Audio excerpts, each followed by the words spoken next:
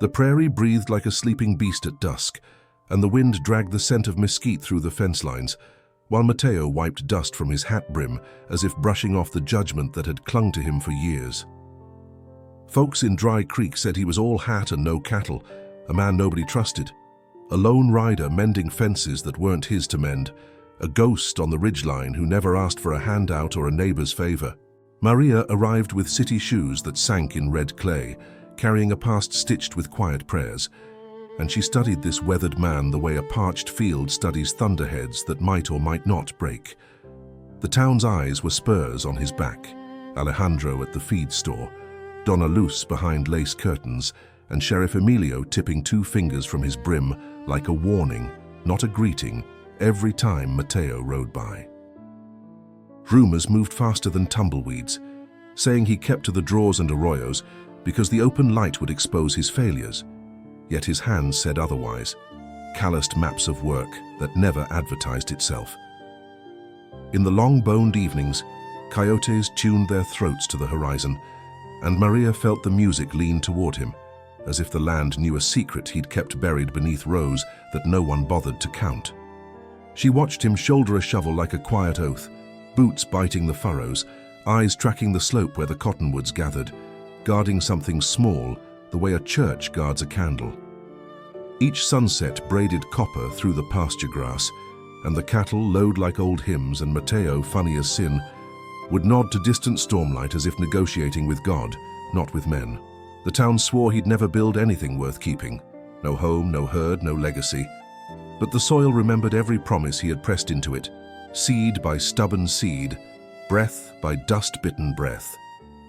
And on the evening when shadows rode tall and the horizon bled gold, Maria followed the sound of his shovel toward the orchard fringe, not knowing a secret garden waited like a heartbeat under the trees.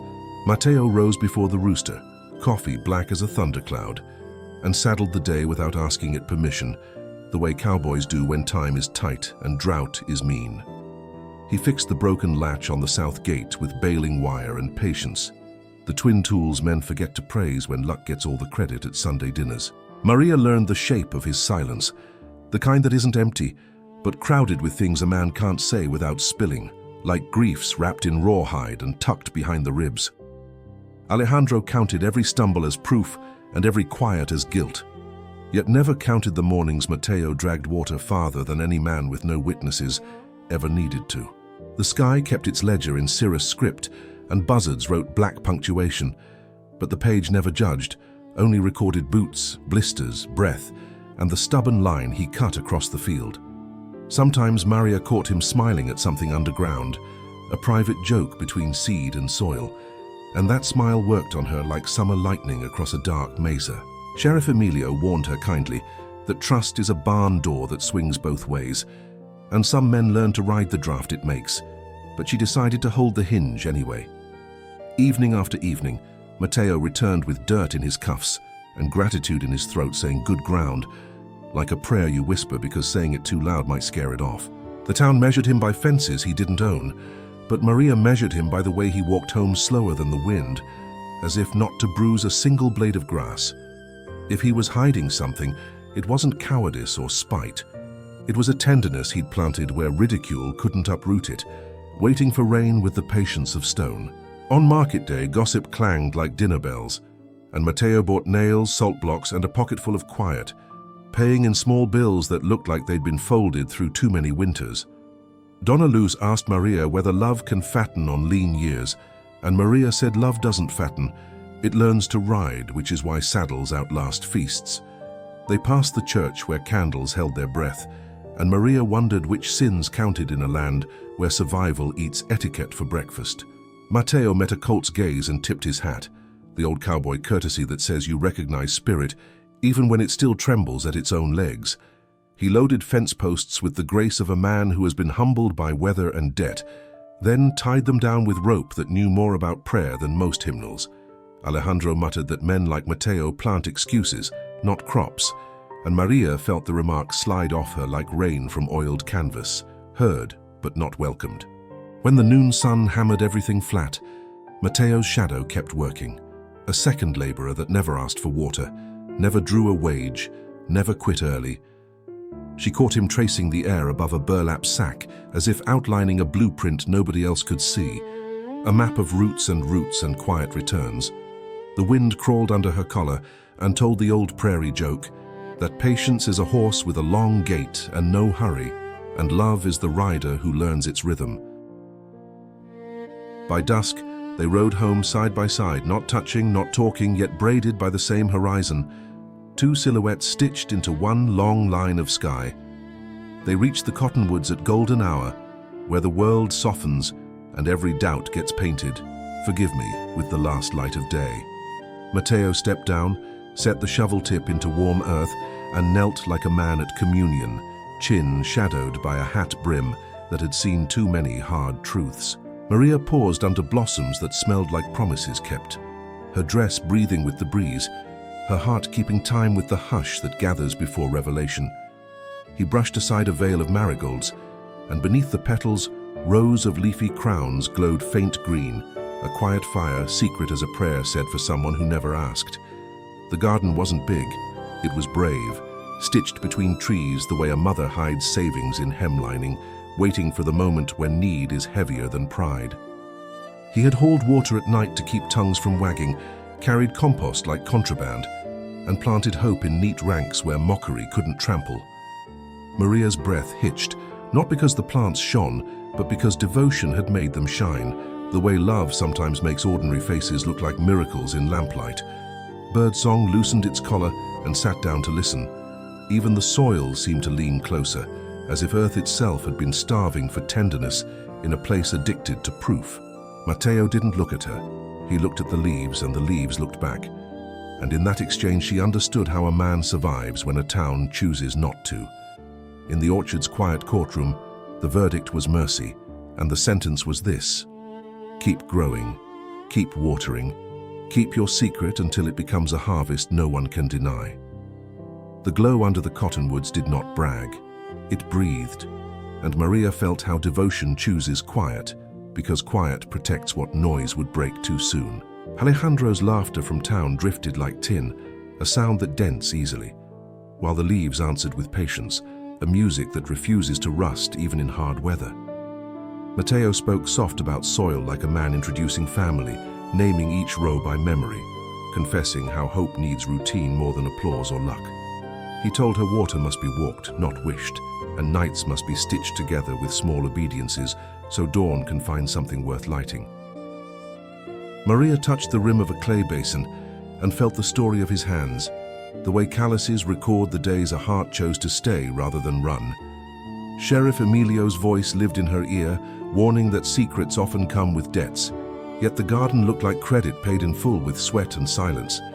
She remembered city halls and polished words, and how promises there were mirrors.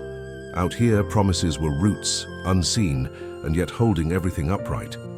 Mateo showed a sprig planted the day the town laughed hardest, and María saw courage in the small green, the kind that wins by outlasting ridicule. The wind rolled a blessing across the furrows, and even the marigolds nodded like elders who know grief, but still insist on color. If this was a hiding place, it was not for shame. It was for tenderness the world had proven too clumsy to carry without dropping. Next morning, clouds marched like cattle, and the barometer in Mateo's bones said rain, the honest kind that argues down despair without raising its voice. He fixed a leaky trough with cedar shims and stubbornness, then checked the orchard, reading leaf edges the way trailmen read dust for news of hooves. María brought bread and black coffee, and the steam rose between them like a truce, making room for words that didn't yet know how to walk. They spoke of futures light as foals, futures that wobble but stand if hands are gentle, and she realized hope requires training, just like any living thing. Alejandro rode by and spat opinions that never planted a seed, and the garden answered him with silence, which is how truth measures distance. Mateo's eyes kept counting clouds, and when the first fat drop landed, the soil sighed, the old sound of a throat finally given water after a long drought. Rain braided their shadows and washed the dust off yesterday's doubts, leaving the rows shining like fresh vows spoken in a chapel of roots. María laughed, startled by joy she hadn't planned, and the marigolds wore crowns of rain, saints of small resilience, preaching sermons without a single word. He lifted her hand away from the mud and said, "This is good work, not pretty work, and good work is how love learns to stand up straight." When the shower passed, the horizon looked scrubbed, and the garden held the light as if it had borrowed it for keeps from a very patient sun. Word leaked that Maria had taken to walking the orchard, and Dry Creek gathered knives of curiosity, sharp but dull where it matters most. Sheriff Emilio rode in slow and asked after fences, yet his gaze weighed the shade where blossoms trembled, polite as a court that already knows the verdict. Mateo answered plain and left out miracles, because miracles brag poorly when pushed into daylight before their legs are ready. Emilio tipped his brim toward Maria and said, "A town's memory is a long lariat. Be careful what you rope, it may pull you back when storms come." After he rode off, Maria felt the tremor of doubt and tasted metal on the air, the flavor that comes when fear and courage share a cup. She asked why he never told the town, and he said some harvests feed better when shared late, after hunger has softened a few proud mouths. They planned an autumn reveal with baskets and lanterns, a gathering where humility would pour the coffee and gossip would be too busy chewing to talk. Maria penned invitations that were not invitations, merely notes about gratitude, and tucked them beneath doors like small, unarmed truths. In nights between moons, they rehearsed the telling, deciding to let the leaves speak first, because leaves have no agenda beyond staying alive, and each rehearsal ended the same way, with them listening to the soil, as if Earth itself were coaching them on how to be brave without becoming loud. The town buzzed like a wasp nest when news of an upcoming gathering spread, though no one knew what was being celebrated, only that Maria's handwriting had knocked on every door. Alejandro smirked, betting aloud that it would be another failure to frame on Mateo's shoulders, a farce dressed as hope, a banquet of dust and excuses. But even his words couldn't block the hush that drifted across porches each dusk, as if the land itself were waiting for something to be revealed. Maria and Mateo rehearsed kindness the way some folks rehearse speeches, knowing that when words finally came, they had to be stronger than doubt, yet softer than pride. Each evening, Mateo knelt by the rose, watering leaves with the patience of a father, whispering lullabies to a child not yet born, but already loved. The marigolds became sentinels, their colors blazing even against rumor, as though defiance itself had learned to bloom with fragrance instead of bitterness. The soil, once parched and mean, softened under their devotion, sending up shoots like testimony in a trial where truth is called last, but never contradicted. Maria dreamed of lanterns swinging in orchard branches, laughter carried by wind instead of cruelty, and the miracle of people seeing what patience had built in secret. The sheriff, too, sensed a weight shifting, not the weight of crime, but of conscience, as if justice itself were curious about what Mateo had buried in the earth. And so the calendar counted down to a night that would decide whether the town could still recognize grace when shown in plain, weathered hands. That morning, Mateo rose earlier than the rooster's throat and walked barefoot to the orchard, carrying only water and a heart heavy with unshed words. The dawn painted the sky in streaks of fire, and the dew clung to each leaf like pearls, proof that beauty visits those who wait quietly. Maria followed, her steps careful, dress brushing the wildflowers that bowed as if saluting her courage, not her name. Together they spread blankets, set out wooden crates and tied lanterns that would glow later, like small constellations against the cottonwood canopy. Each motion felt sacred, not because it was grand, but because it was ordinary, stitched with intention, made holy by the absence of vanity. Alejandro's shadow appeared on the ridge, arms crossed, his smirk rehearsing mockery, yet his eyes betrayed curiosity he couldn't quite strangle. The sheriff arrived slow, hat-tipped, a question in his stance rather than accusation, waiting to see which truth would ride out of hiding. Neighbors shuffled in, some polite, some sharp, but all drawn by the rumor that the farmer nobody trusted was about to stake a claim on dignity. When Maria lit the first lantern, its glow poured like courage into the orchard, and every rose seemed to inhale, ready for its unveiling.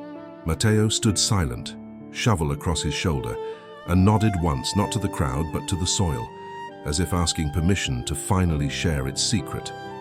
With one motion, he swept aside the marigolds guarding the rose, and the garden glimmered alive, emerald veins glowing under lantern light, The crowd gasped, not from size, but from the undeniable proof that faith can root where contempt once trampled.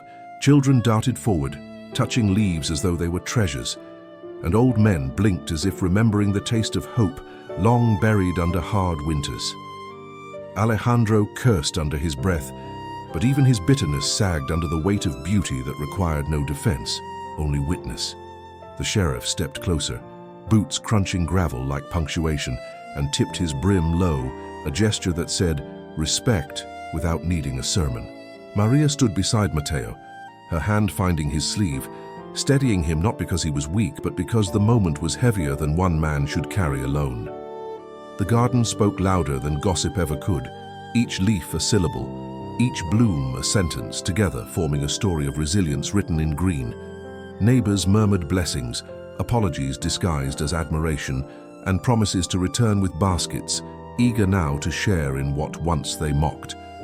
For the first time in years, Mateo lifted his eyes from soil to sky, and the stars looked back not with indifference but with recognition, like kin greeting kin. And María, watching him framed in lantern glow, knew this was no ending.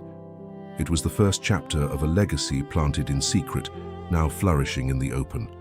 The lanterns swayed in the prairie breeze, their light trembling like voices too honest to disguise themselves, and the orchard transformed into a chapel without walls. Children laughed between the rows, plucking blossoms not as thieves but as worshippers taking relics, and mothers hushed them not with anger but awe. Alejandro tried to poison the moment with sarcasm, but his words fell flat against the glow, like stones skipped across a river too wide to reach the other side. The sheriff leaned on his rifle, not out of threat, but rest, as though justice itself could finally breathe easier, watching goodness prove itself without violence. Neighbors who once crossed streets to avoid Mateo now stepped closer, their footsteps hesitant, but their eyes begging forgiveness in silence. María felt tears sting her throat, not of pity but of vindication, the sweet ache of watching truth rise like dawn after years of night. Mateo remained quiet, shovel planted like a flag in earth, letting the soil do the speaking, for words could only cheapen the testimony of roots. The marigolds bowed low in the breeze, guardians of dignity now sharing their vigil with every witness who had dared to come. For once, Dry Creek had no gossip, only silence seasoned with wonder, the kind of silence that baptizes a place into memory. And beneath the cottonwoods, Mateo stood not as the farmer nobody trusted, but as the man whose faith had outlived mockery. Later that night, María walked among the lanterns, her hand brushing leaves as though blessing each one, her heart heavy with the enormity of what they had begun. The sheriff approached slow, boots dragging in rhythm with thought, and tipped his brim before speaking words that bent softer than law. "Truth hides best in quiet hands," he said, "but sooner or later, even quiet must answer to daylight." And María felt the weight and mercy of that remark.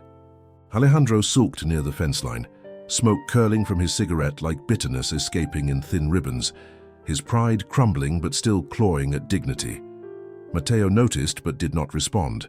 The garden had already answered louder than any quarrel could, and his silence was victory enough. Neighbors lingered, unwilling to leave, carrying whispers of repentance, each one a seed destined to sprout in kitchens and porches across town. For the first time, Dry Creek felt smaller, not in shame but in closeness, as if the town itself had gathered around a fire that asked nothing but warmth. María realized that love is not proven by grand gestures, but by the secret labors a soul repeats when no applause is near. She saw how Mateo's calluses were not scars of hardship, but signatures of devotion, each line a letter in a gospel written to endure. And when the last lantern dimmed, the orchard still glowed, because the light did not belong to flame but to faith. The following days, neighbors returned with baskets, hands eager to help, mouths humbled into gratitude, their presence a quiet apology stitched into action. Children watered rows with tin cups, giggling when the soil drank faster than their tiny arms could pour, and Mateo taught them patience by example. Women planted new marigolds along the edge, doubling the guardians, as if trying to repay beauty with beauty, debt with grace. Alejandro stopped coming, his pride too brittle to withstand generosity, yet whispers said he walked the riverbank alone, kicking stones like a boy lost in thought. The sheriff visited often, bringing seeds from his own land, tipping his hat deeper each time, a silent confession that law bows to life when life is honest. María saw in every hand that touched the soil a spark of something sacred, as though the garden had become a mirror, reflecting what each person longed to believe of themselves. Mateo worked beside them without boast, his voice gravel soft, teaching without preaching, leading without standing taller than anyone else.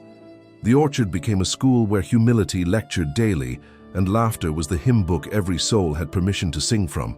Dry Creek had found not a miracle but a memory that refused to fade, a truth too rooted to be pulled by drought or mockery again. And in that soil, everyone realized they had been starving for more than bread. They had been starving for meaning. Harvest came golden, heavy with gratitude, and baskets overflowed not with wealth but with enough, which is all a heart ever truly needs. María helped distribute produce, her voice carrying warmth as she greeted each neighbor by name, weaving community like a quilt, stitched in kindness. Alejandro arrived one evening, shoulders slumped, words caught like thorns in his throat, and he offered help with watering, though his eyes never lifted from the ground. Mateo nodded once, nothing more, and handed him a bucket, forgiveness offered not in speeches but in work. The sheriff stood at the edge, watching as law took a back seat to grace, his smile hidden beneath a mustache but his eyes confessing joy. Children ran barefoot between rows, their laughter rising like sparrows, stitching the orchard with a music no choir could rival. Old women clasped Maria's hands, whispering blessings too old for language, blessings that smelled of kitchens, cradles, and years endured. The men built benches from scrap lumber, setting them beneath cottonwoods, declaring the orchard not just a field, but a gathering place, a sanctuary. Every leaf shimmered as though proud, each root drank deep, knowing the harvest was more than food. It was reconciliation, and Mateo, silent still, smiled beneath his hat brim, carrying the weight of vindication without bitterness, the kind of victory only patience earns. Winter edged close, frost flirting with leaves, but the garden endured, stubborn as hope that refuses eviction even in cold. Lanterns were lit on long nights, their glow stitching warmth into shadows, reminding Dry Creek that miracles once seen cannot be unseen.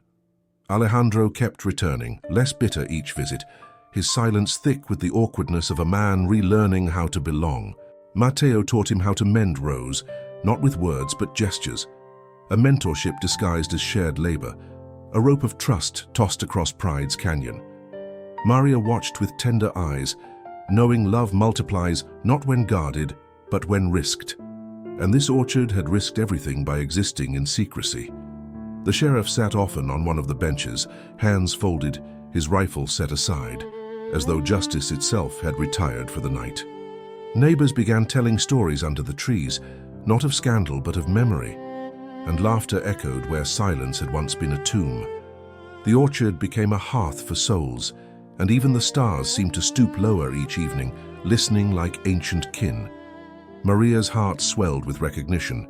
The secret Mateo planted had not just fed bodies, but awakened dignity in a town that had forgotten its own worth. And every night, when the lanterns flickered low, she whispered thanks, not for abundance, but for the courage that had made abundance possible.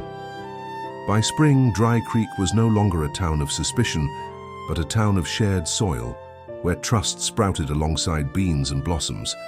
Alejandro laughed again, not cruelly but freely, his pride broken into humility, a far richer harvest than any bushel could offer. Children claimed the orchard as playground and classroom, learning both arithmetic and awe beneath the cottonwood canopy. The sheriff confessed once to María that law had never taught him as much as watching patience bear fruit, and she nodded, knowing truth sometimes needs no badge. Neighbors now spoke of Mateo with respect, their once barbed words softened into gratitude, their gossip rusted into silence. The orchard pulsed like a living parable, teaching every soul who walked its rows that trust can be rebuilt seed by seed. María and Mateo, side by side, worked not as miracle makers, but as caretakers of grace, their hands steady, their steps unhurried. Each blossom, each sprout, each harvest was testimony that ridicule cannot bury what faith insists on planting. Dry Creek had found its soul again, hidden once beneath dust and scorn, now resurrected in rows glowing with green defiance. And under the same cottonwoods where it all began, Mateo finally lifted his face toward the horizon, and María saw not just a farmer, but a man reborn.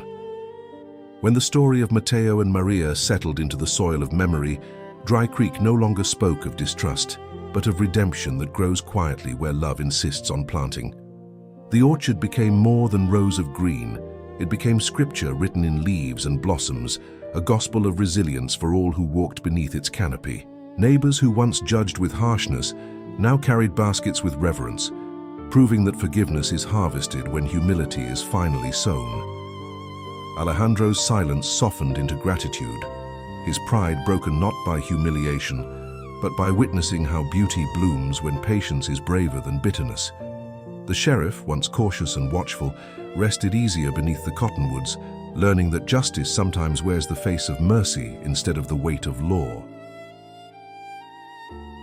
María knew then that love is not thunder or lightning, but rain, falling again and again on the same stubborn ground until life finally answers.